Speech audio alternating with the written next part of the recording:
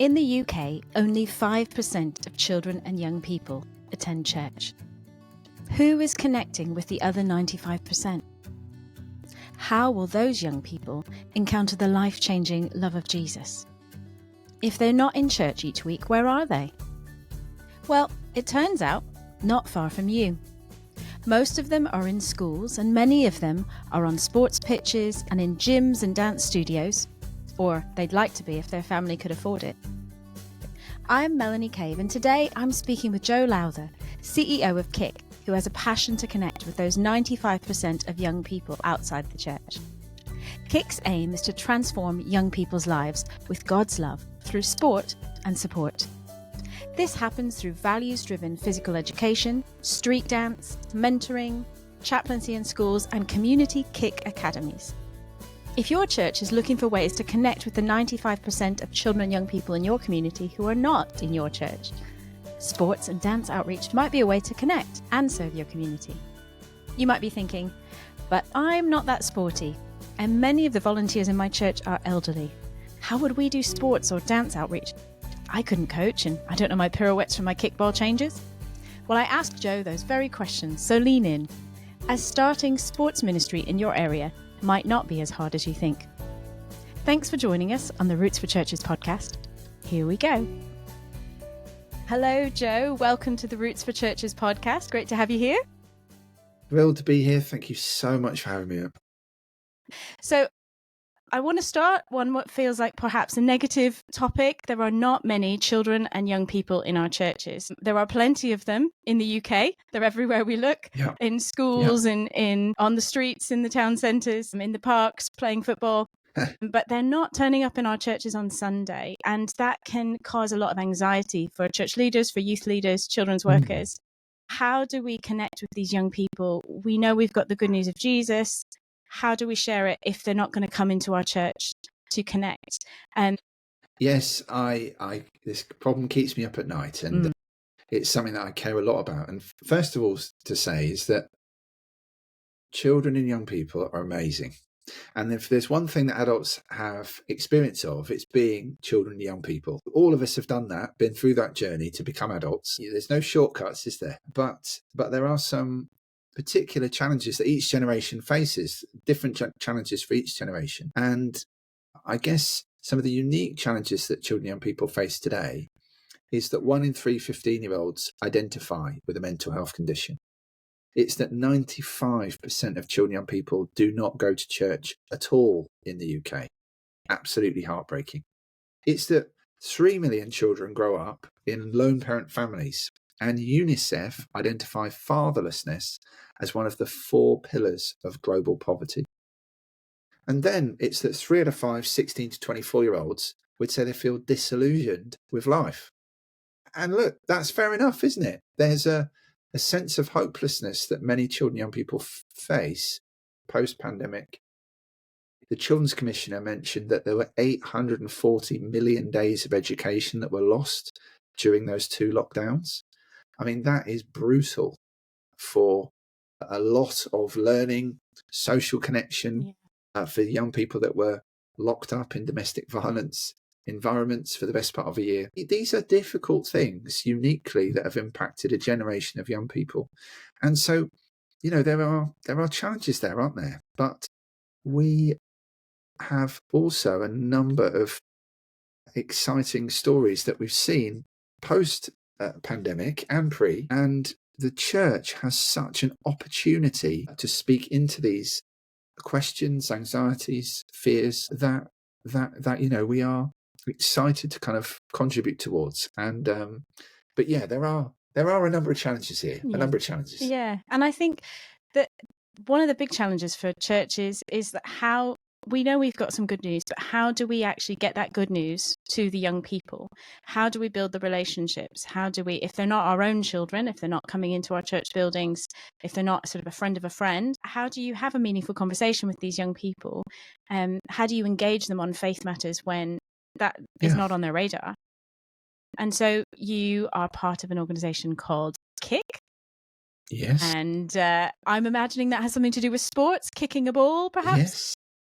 Yeah, well, we believe in kicking rugby balls, footballs. We believe in kicking out racism and challenges socially through our mentoring, but we also believe in kicking out dance moves, etc., through our street dance provision. So again, we are a physical, mental, and spiritual organisation. We care holistically about those we work with. And again, this is something that inspires us. We must have a variety of solutions to the challenges that young people face. And they, as I say, they face some physical ones, mental and spiritual problems, questions. And so we are excited to provide a unique angle in the holistic response to what they need. And so however we can be a part of that, work collaboratively with others to make a difference, we're keen to. I mean, look, at Kick, our mission is to transform young people's lives with God's love through sport and support. And what does that mean? Well, that means that we go into schools where, most of the children, young people are. If only 4.5% are in church, where are the rest of them? 99% and 99.1% are in school. So we go into schools where the children, young people are, and we deliver physical education, street dance, solutions-focused mentoring, and schools-based chaplaincy. And then we partner with local churches to upskill volunteers to an extended sport or dance coaching in the evenings or at the weekends at a time which is complementary to when church happens rather than in conflict. And that's important to us. I don't know if you know this, Melanie, but your children are 7 times more likely to be playing sport on a Sunday than they are going to church in the UK. Yeah, no, I know that. I mean, it's tough, isn't it? And families face a number of choices, one or the other. But why do they have to compete? Why can't we provide environments to welcome children, young people to church and play sport together? Yeah. Or do a dance troupe or whatever it is. We'd love to do that. I don't know if you know this, there are a third of professional football clubs were founded by local churches.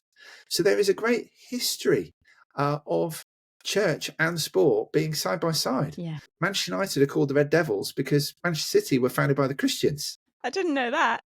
Southampton are called the Saints because they were founded from St Mary's Church, which their stadium has been rebranded and named after.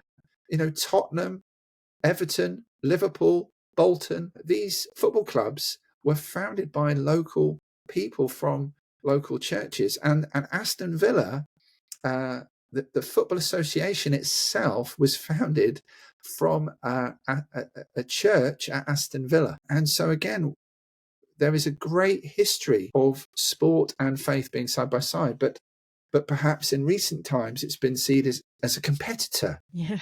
Why does it have to be one or the other? Why can't it be both together? And so Kick Academies empower local churches to welcome children, young people to church via sport or dance, etc.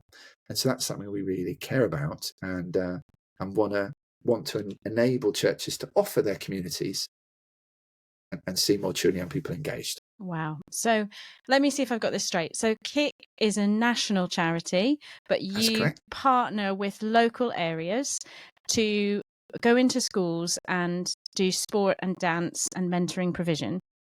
And then there are local church partners that then get trained up to run other sort of Kick related. The Kick Academy. They run the Kick Academy in the evenings or at the weekend when school isn't on. Yeah. That connect with children, young people in their community, either to retain the children, young people in their churches rather than lose them to sport, or to welcome friends that those young people have to church for the first time, as well as where kids that we're working with in the schools would like to play extended sport at the weekend or in the evening and explore faith, they can come as well. So what's the crossover or the link between what paid Kick professionals are doing in schools and then the things that happen on the evening and weekend besides the name? Like, are there people that cross over? So how do the kids get from sort of the school one to the church related one? Yeah, so look, when we go into schools, we deliver sport, dance, mentoring and chaplaincy. And so we're providing those services for schools that would like us to deliver them in school. But when we enable volunteers to run the Kick Academy, that's an opportunity for, if you like, extended sport or dance coaching at the weekends or in the evenings with a faith element. I don't know about you, but I have 3 sons, and it costs £10 per session per week for my boys to play football at their local football club. Yeah. It's not cheap. Imagine, yeah. I mean, spread that across 40 weeks. That's a lot of money. And so in the cost of living crisis, if a church says, hey, we're going to train up our people via Kick to run a Kick Academy at the weekend, and we're not going to charge our community, what an amazing saving for families that would otherwise not be able to afford to do that. What a community cohesion project to bring different people from different areas together under the banner of sport.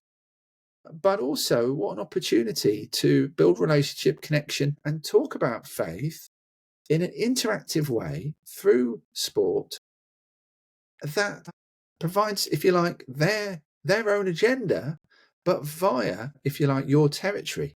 So that if they then like to, it breaks down barriers. If they then build relationship with those volunteers and they say, well, I'm going to church on Sunday, do you want to come to that as well? Or there's a Friday night youth club, come to that too. And we talk more about discipleship there or whatever it is. Well, look, again, they're free to do that if they'd like to, if their parents would like them to go there. Again, we're just trying to break down barriers to church. Church can be terrifying. I mean, you only ever hear in the press negative stories about church. And that's not fair. There are a number of wonderful things that churches provide to their community: debt advice, food banks, pastoral care, bereavement, funerals, weddings. Yeah. As well as offering hope to a number of, big topics, big life questions. What happens when we die? What happens to the environment? These kind of factors are all important to God, and church can provide some of the answers to the questions that people have.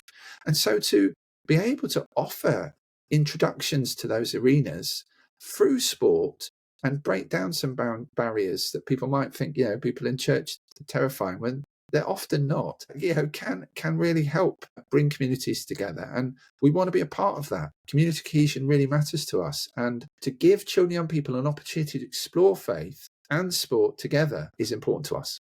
Amazing. So picture me, I'm a church leader in a local area, and I think that's great. I'm really interested, but I'm a busy person, and actually, rugby that the kids want to play, that's not my sport. Yeah. That's okay. Relatively fit, but I wouldn't really know how to coach them. That's okay. But I'm keen, but I've got a group of teenagers that I know want to play rugby. Yeah. How does Kick help me? Or say I'm older and I think I'm not that fit. I could tell them what to do, but I definitely couldn't show them. Absolutely. Can I still be involved as a volunteer, or do I need to be young and fit and super sporty? Look, it's a great question, Melanie. Now, listen, I was previously a principal of an outstanding school, and now I'm CEO at Kick. I haven't done any sports coaching for a long time. And often with church leaders, you don't have to do everything. You don't have to do all the youth work. It might be that you don't have to do the stewarding or, the teas and coffees. There are certain things as church leader that you should be doing and certain things you don't need to do. And I would often say you don't need to run a Kick Academy as a church leader. But do you care about strategy? Do you care about the big picture? Do you want or not want your church to grow younger? And these are important questions that sometimes start and fall at a leadership level. So as a church leader, I'd say, listen, if we could support you to welcome children, young people to your church, if that's an orientation that you'd love to have, we'd love to help you.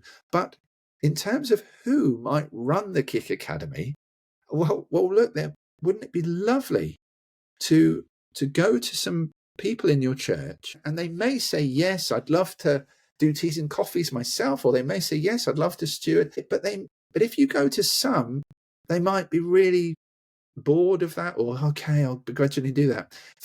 But for some, if you go, we'd love to send you on training. For the sake of the children and young people, we'd love you to launch a Kick Academy.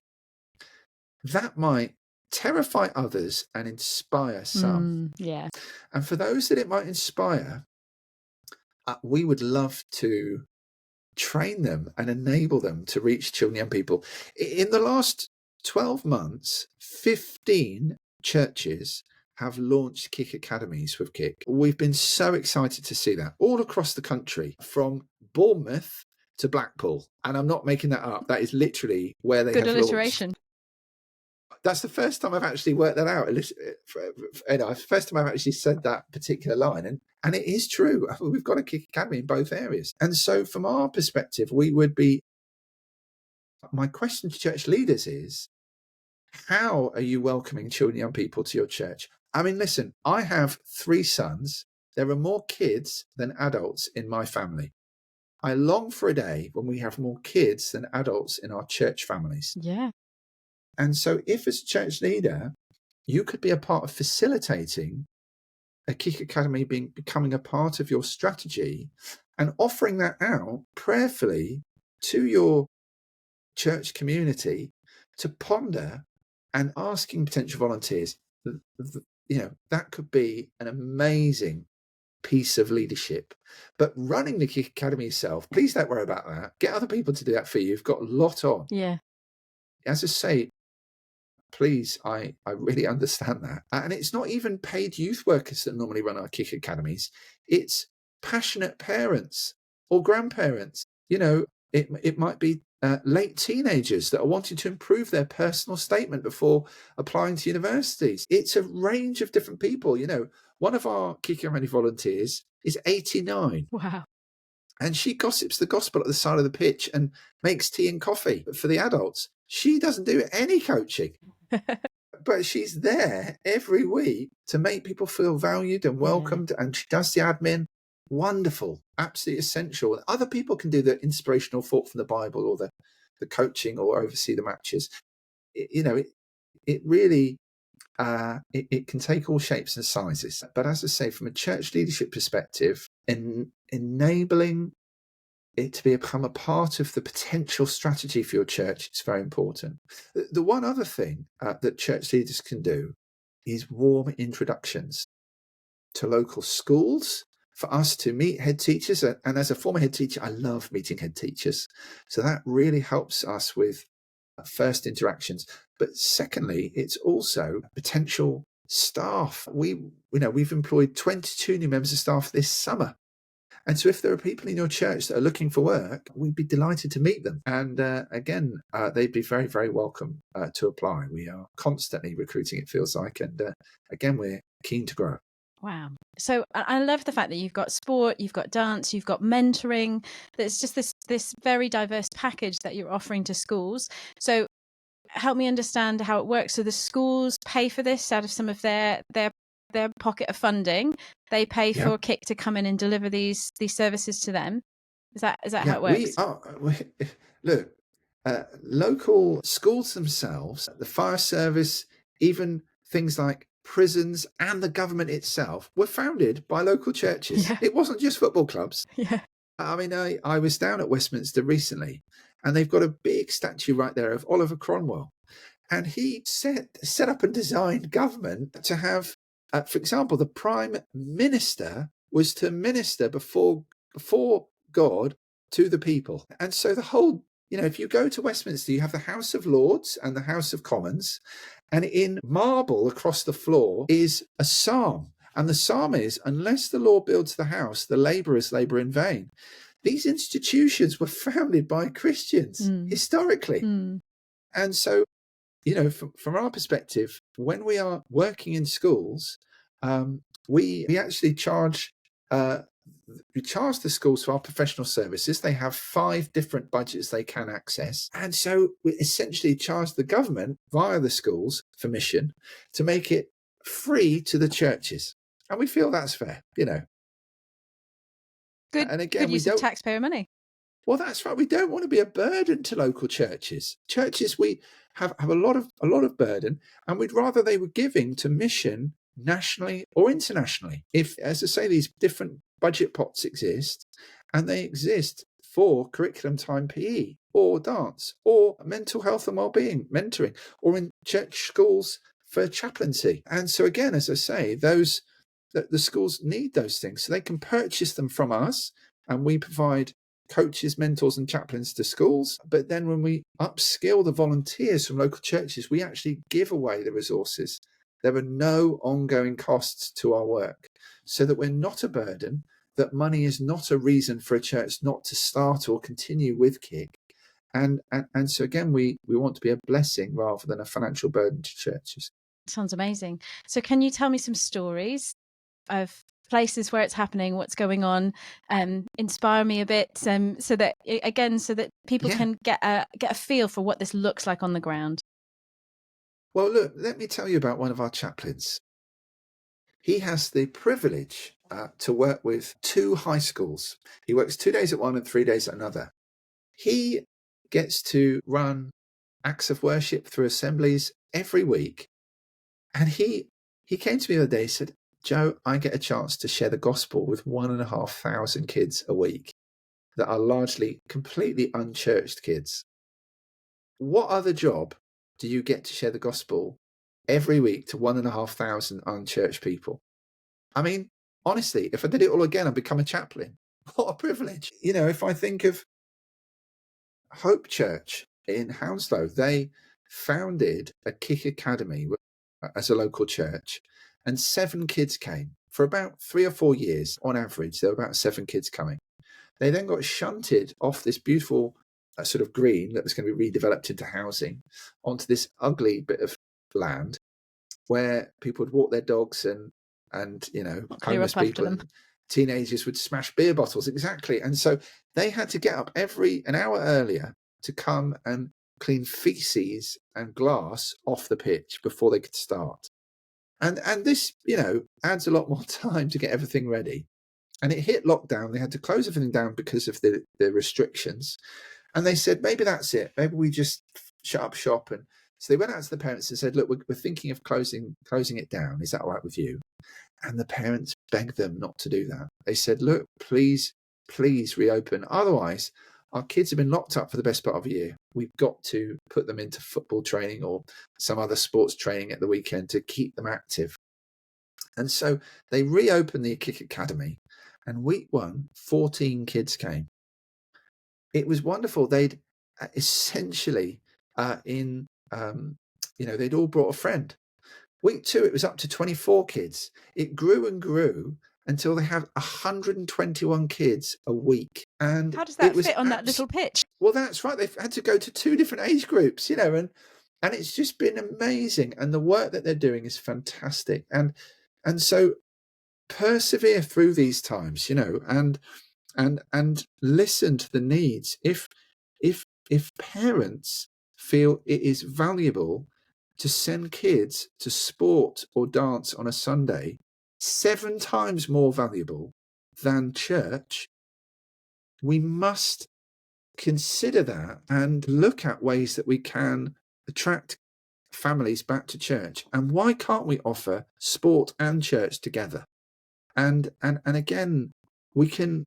And that is not just a missional spiritual aspect. That is also a social need around the cost of living crisis. You know, the government's recent budget is going to make life a lot more expensive to run when salaries can't go up because organisations can't afford pay increases. And look, to be able to do that for your community, what a kind blessing.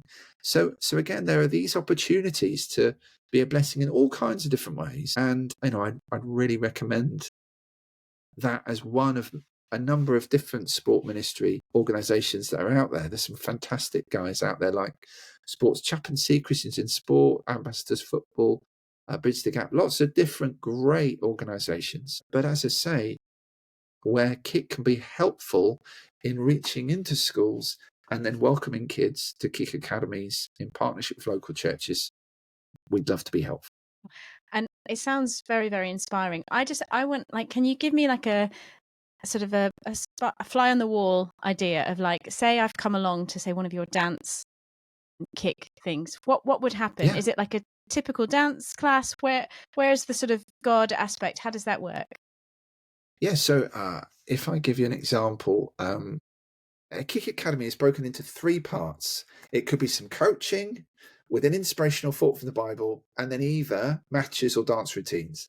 But if we take a dance academy model, it could be that, we look at particular dance moves. I'm not a dancer, but there is a really cool series of moves, street dance moves. Like, for example, there's the Robocop or the Bart Simpson. And in the Bart Simpson, it kind of looks like you're sowing seed in the way that you do that particular dance move. And so we tied that to the parable of the sower. And we would coach around some of the parables in the Bible. And we built towards a performance piece of the prodigal son, lost sheep, and good Samaritan. And then they'd do this piece of musical theatre around some of the street dance moves they'd learned and choreograph that around those 3 parables. And so it was a wonderful way of bringing integrated academics, if you like, some of the heartbeat and stories that Jesus told, and bringing those to life through street dance. And so, as I say, there's always that kind of coaching around the dance, as I say, choreographing, learning new moves, then the inspirational thought from the Bible, and then the kind of application of building towards a dance performance. And we love seeing the physical, mental, and spiritual expressed. Sounds really cool. So when you are training your volunteers, are you giving them some of this resource, some of these ideas of like, here's some God content that you can do and here's how it ties into the coaching? Have you got all that sort of curriculum, as it were, available? Absolutely. We make it really easy for churches. We wouldn't have been able to launch 15 new Kick Academies this year without making it really simple. So what we've done is we've worked out that there are 7 key questions for startup to make life as easy as possible for churches. It's just 7 simple questions. So for example, where would you like the academy to run from? Who would it be run by? What would you like? What type of academy? So for example, a dance, football, running, or multi-sport. We go through these simple 7 questions, and then what we do is we give away the resources. And so the resources are very simple. They are warm up, then kind of skills and drills, depending on whether it's dance or sport based, and then we flip it over, and on the other side is a verbatim talk that they can use, all based within a theme, before then the kind of practical application around routines or matches. And so it's just we make it as easy as possible, and there is one for 40 weeks of the year, so a whole academic year's worth of resource and materials that are free and available, free of charge for every church that would like to run that. It's brilliant, because that can be part of it, yeah. is it? The prep time, once you're doing the organising and the setup, do you have time as well, if you're a volunteer, to prep these things and write a talk? No, of course not. Yeah. And we just want to make it plug and play. You know, every session is themed. So if we take, for example, the theme of obstacles, we look at obstacles as we dribble around cones, or beat a person on the wing, cross the ball in, or have a competitive heading drill. Obstacles, obstacles, obstacles. That's in the kind of coaching aspect.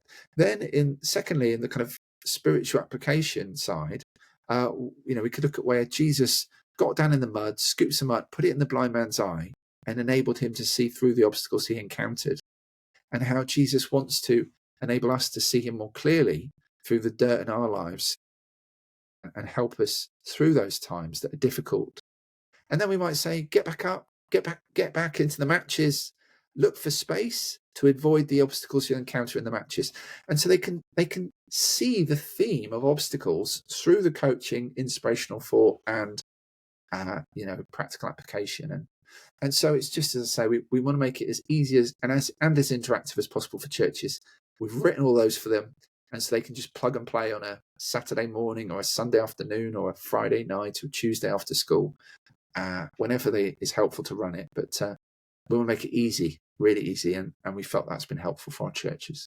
That's really, really good, because I think, Roots provides resources for churches to meet with God on a Sunday or, midweek in your children's or youth groups.